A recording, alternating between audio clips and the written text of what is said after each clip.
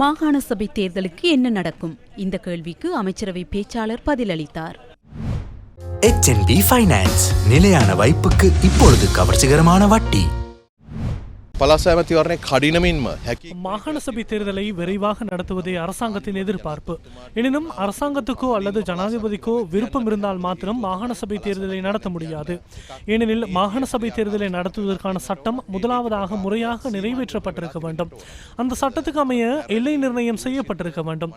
பழைய ஊழல் நிறைந்த விருப்புவாக்கு முறையை உள்ளடக்கிய தேர்தல் முறை பெண்களின் பிரதிநிதித்துவத்தை உறுதிப்படுத்தாத, இளைஞர்களின் பிரதிநிதித்துவத்தை உறுதிப்படுத்தாத, தமக்கென ஒரு தொகுதி உறுப்பினரும் கூட இல்லாத தேர்தல் முறையை மக்கள் நிராகரித்தனர். அதனாலேயே புதிய தேர்தல் முறை ஒன்று அறிமுகப்படுத்தப்பட்டுள்ளது.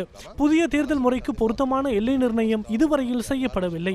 எல்லை நிர்ணயம் செய்யப்பட்டவுடன் பாராளுமன்றத்தில் அது தொடர்பான சட்டங்கள் இயற்றப்பட்டதன் பின்னர் மாகாண சபை தேர்தல் நடத்தப்படும். அதற்கான சந்தர்ப்பத்தை நாம் கட்டாயமாக பெற்றுக் கொடுப்போம்.